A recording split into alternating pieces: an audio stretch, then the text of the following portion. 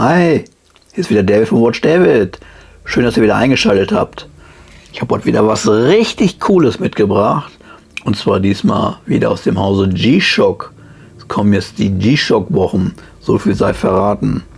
Aber jetzt schaut euch doch bitte das Schnittchen mal an. In Deutschland noch gar nicht zu bekommen. TVB1. Guckt euch das bitte mal an hier. Das ist ja wohl der Mega-Knaller, oder? Ja, mit dem Orange. Und also als ich die Uhr das erste Mal gesehen habe, Anfang des Jahres in den ersten Informationen von G-Shock, habe ich gedacht, boah, Alter, musste unbedingt haben. Jetzt müssen wir mal gucken, ob man überhaupt eine bekommt. Es gibt jetzt schon ein paar über die Engländer und ähnliches, dort ist sie schon veröffentlicht. In Deutschland soll es wohl lediglich 20 Stück geben und dann ist auch sofort alles ausverkauft. Ihr könnt davon ausgehen, dass sie sofort ausverkauft sind, weil diese Modelle sind wirklich sehr, sehr heiß begehrt. Bei Stocks habe ich auch schon gesehen, werden gerade 7 Stück verkauft. Angeboten für 1.500 Euro. Eine wurde auch schon für 1.250 verkauft. Es gibt auch überhaupt keine UVP. Diese Infos sind nicht bekannt. Ich bin selber gespannt, für wie viel sie rauskommen. Ich denke mal für 1.049 oder für 1.149. Das ist aber auch nur eine Mutmaßung. Also von daher bin ich echt gespannt. Ja, die Uhr ist, also ich habe ja schon mal, guckt euch doch mal an hier. Ich hatte ja schon mal die reine Titan-Version getestet, ganz in Schwarz-Anthrazit. Allerdings hatte die kein schwarzes Zifferblatt und das Camouflage-Muster, die Uhr habe ich damals nicht bekommen. Die ist übrigens auch sehr, sehr heiß begehrt, kann man nicht anders sagen. Das Coole ist einfach, dass hier jetzt beides drin ist. Das dunkle Zifferblatt und das futuristische Camouflage-Muster. Ja, ich mache sie mal kurz um. Hier, guckt es euch mal an. Mega Knalleruhr, oder? Also, ich weiß, es wird einige geben, die können das nicht teilen, die Euphorie. Für mich ist das die Uhr des Jahres. Ich habe da wirklich lange drauf gewartet. Das ist jetzt auch ein Sample-Modell, was nicht 100% funktionstüchtig ist, aber darum geht es auch gar nicht, sondern geht es einfach nur darum, die Uhr mal zu zeigen. Das Coole ist, ich habe auch den Vorgänger da, die TVA-1, die vor etwas gut einem Jahr rauskam, und da kann man sagen, aktuell liegen die Gebote bei 2.500 Euro. Ich habe nichts günstigeres gesehen. Ich war damals auch etwas skeptisch, wobei mich das schon auch ziemlich angemacht hat. Hier, schaut mal her. Das mich schon ziemlich angemacht hat mit der Schrift auf dem Armband. Hier, guck mal, schön matt. Hier mit den roten Akzenten. Stark, ne? Die noch mit dem schwarzen Zifferblatt. Und ich hätte sie sofort gekauft. Ja, man sieht hier auch sehr schön, ich versuche gerade mal beide reinzuhalten, die fast gleichen Ansätze. Dennoch sehen sie sehr unterschiedlich aus. Ich mache das gleich nochmal in der Kamera von oben. Dann kann man das nochmal genau sehen. Aber primär geht es jetzt tatsächlich um die TVB. Wie gesagt, in Deutschland sollen 20 Stück rauskommen. Hoffen wir mal. Und hoffen wir mal, dass man dann rechtzeitig die Info bekommt, dass man das auch sofort kaufen kann, weil die werden sofort ausverkauft sein. Da gehe ich fest von aus, und die Preise werden in einem Jahr, denke ich, auch jenseits der 2.000 Euro liegen. Weil, ja, also ich müsste mir eigentlich 2 kaufen, eine in die Schublade und eine zum Tragen, weil die würde ich, glaube ich, jeden Tag tragen. Und was ich hier auch noch mitgebracht habe, ist die, guckt euch das mal an, boah. Die ist jetzt wirklich sehr schwer. Die anderen beiden sind aus Titan und die ist aus klassisch Edelstahl. Aber guckt euch die auch mal an. Das ist auch der Knaller, ne? Hier diese Farben, ne? Da ist alles hochglänzend mit dem Lila. und dem schwarzen Zifferblatt. Sieht halt auch mega aus. Ist dem Stadtbezirk Shibuya in Tokio gewidmet. Dort fällt die Uhr praktisch gar nicht auf, weil die Farben einfach ja, in die heutige Zeit passen. Also ist auch mega. Würde ich sofort tragen, wenn ich nicht jetzt diese Uhr hier im Vergleich dazu hätte. Und das Gewicht. Wie gesagt, das gute Stück ist aus Titan. Auch hier die Schließe, ne? Guck mal. Mit diesen kleinen Schriftzügen und so. Da kannst du mich ja mitkriegen, ne? Hier, guck mal, wie das aussieht. Ja. Ja, das Gewicht. 106 haben wir hier. Zu 167 am Stahl. Ja, dafür ist sie natürlich komplett aus Stahl, klar. Aber Titan reißt es einfach raus. Muss ich ganz klar sagen. Ja. Und auch hier, wenn man... Ja, sorry Leute. Guckt euch das bitte mal an. Hier, wenn man... Hier zwischen den Gliedern, wie das dann so glänzt, ne? Rest ist matt. Und... Ja. Mega finde ich die Uhr. Das ausführliche Review ist bereits in meinem Blog.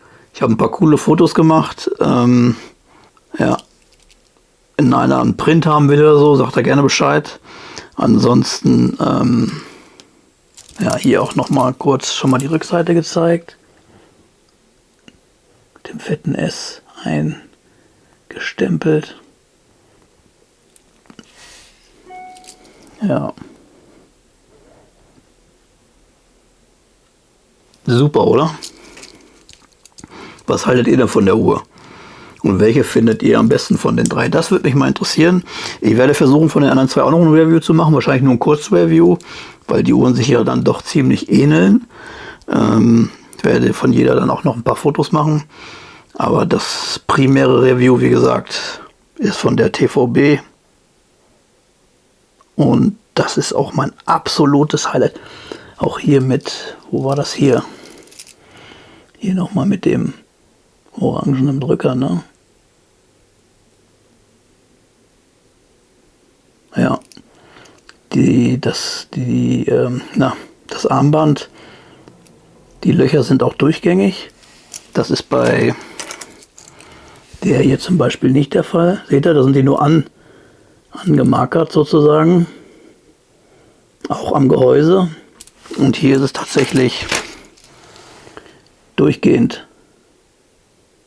Seht ihr? Und ja, hier auch. Hier sieht man es eigentlich noch besser, weil da das Rot im Hintergrund ist. Ja. Ist schon was. Also, ja. Ich möchte natürlich gerne alle drei behalten. Aber es sind alles drei Vorführmodelle. Müssen alle drei wieder weg. Ich muss jetzt für die andere auch sparen. Ja. Sagt mir gerne, wie gesagt, wie sie euch gefallen. Und ob ihr euch auch eine zulegt, damit ich schon mal weiß, wie früh ich aufstehen muss, damit ich auch eine bekomme. Ich bin wirklich am Überlegen, ob ich mir schon eine bei Stocks kaufe. Die Frage ist halt, ob man so eine für 1250 bekommt. Ja, schwierig.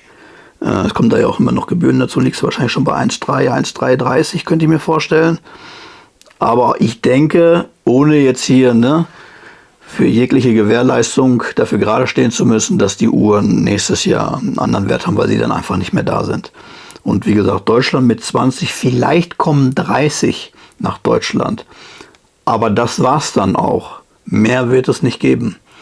Und da wir jetzt ja auch den G-Shock Store in Hamburg haben, kann man davon ausgehen, dass mit Sicherheit ein paar dort auch landen werden, so dass dann online einfach nicht mehr so viel zur Verfügung stehen. Ja. Die Frage ist halt, wann kauft man, ne? Wenn man jetzt zum Beispiel schon eine aus England oder ähnliche Staaten kauft, wo die Uhr schon gelauncht wurde. Ja. So, ich mache jetzt gleich noch ein paar Einstellungen von oben. Dabei wünsche ich euch jetzt erstmal noch viel Spaß. So, hier haben wir jetzt nochmal alle drei Varianten. TVA, TVB, PB6, Titan, Edelstahl. Matt, matt, alles glänzend. Wobei das hier so ein Mix ist, aber das Armband ist matt. So, DVB. Um die geht's ja. Jetzt noch mal ein bisschen mehr im Detail. Jetzt guckt doch bitte das tolle Band an. Ich bin so geflasht, Leute. Auch hier, wie das dann glitzert, ne? Dazwischen. Wer braucht eine Rolex? Kein Mensch. Ja, ja, ich weiß. Die Rolex-Fans werden mich jetzt steinigen. Aber ganz ehrlich, ist mir wurscht. Ja. Ja, durch das Orange wirkt sie halt auch sehr sportlich, ne? Ja. Super, ne? Ja. Hinten sind sie immer gleich.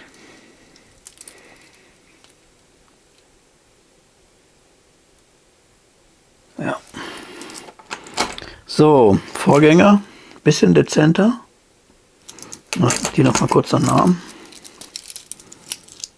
Oh, ist ein bisschen groß, ne? Mega Uhr, ich sag's euch. Also ich bin sowas von begeistert. Ich bin so begeistert. Ja, mich macht die total an. Die würde ich zu allem tragen, Anzug, whatever. Keine Ahnung, ob ich eine Rede halten muss oder nicht. Die wäre immer dabei. Ja. So. TVA. Im Detail mit den roten Akzenten. Auch hier.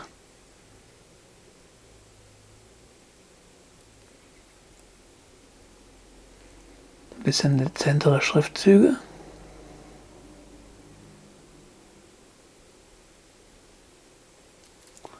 Ja. Aber auch hier die Schließe.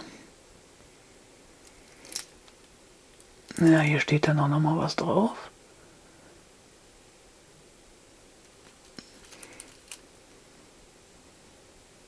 Na, komm. Das ist auf der anderen nicht. Interessant finde ich, es sind nun beides die gleichen Größen und Formen und so, ne? Wie unterschiedlich sie doch in der Größe irgendwie aussehen, ne? Bei dem einen ist das G-Shock schön hell geschrieben, bei dem anderen eher nicht. Durch das Orange wirkt die B-Version irgendwie größer. Ja. Schon cool, ne? Genau. Ja, und dann die PB. Boah, die ist so schwer, ne? Also wenn man jetzt die ganze Zeit die Titan-Version sich angeguckt hat, dann ist die echt schwer. Hier ist alles hochglänzend. Aber die Farben mag ich auch, dieses Grau-Blau und dieses Lila. Hier steht jetzt nur G-Shock auf der Schließe. Ja, auch schick, ne? Alle haben das TAF Solarsystem. Der nachhaltige Solarantrieb von G-Shock, was auch Solar bzw. Energie speichert, wenn sie also in der Schublade ist. Man holt sie dann wieder raus. Kennt ihr vielleicht von den MRG-Modellen, dann bewegen sich auch einmal die Zeiger und die Uhr stellt sich neu ein. Das ist hier auch so, allerdings ohne Zeiger. Die hatte ich jetzt auch noch nicht um. Na. Oh ja. So leicht, Leute. Also das wird euch echt flashen. Wenn ihr sie noch nicht in der Hand hattet, die Titan-Version und die Stahlversion kennt, das ist echt der Knaller. Also das kann man nicht anders sagen. Die sind so leicht. Ja. Welche Varianten findet ihr denn gut? Will ich hier noch mal gucken, ob ich hier irgendwas vergessen habe zu erwähnen. Hier noch ein paar im Maße. Insgesamt 49,3 mal 43,2. Alle. Bleibt dem Original treu.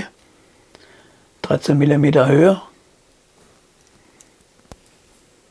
Ja, interessant ist, das habe ich jetzt leider nicht rausfinden können. Das ist DLC beschichtet. Die TVA-Version. Und die B-Version, das ist eine Ionenplattierung, so nennt man das. So sind die einzelnen Farbvarianten hier drauf gekommen. Soll auch sehr widerstandsfähig sein. Äußerst hitzebeständig, kratzfest und flexibel. Ob das jetzt so hart ist wie DLC, das weiß ich leider nicht. Weiß das jemand von euch? Ich kann das leider nicht sagen. Ansonsten, ja, das Gewicht hatte ich schon gesagt. 106 Gramm und leichte 106 Gramm zu etwas schwereren 167 Gramm. Ja. Und ich bin absoluter Fan. Und ich würde sie jetzt gerne gleich behalten. Aber ich hätte dann doch gerne eine funktionsfähige mit der coolen Verpackung, denn die Verpackung ist auch ziemlich cool, die mit rauskommt. Was ich auf den ersten Fotos gesehen habe. Ja, gerne als Full Set. Wenn einer eine über hat, gerne zu mir. Ansonsten, schön, dass ihr dabei seid und schön, dass ihr dabei wart. Wenn ihr Fragen zu den einzelnen Modellen habt, gerne Info zu mir. Das Review ist bereits online, Link unten in der Beschreibung.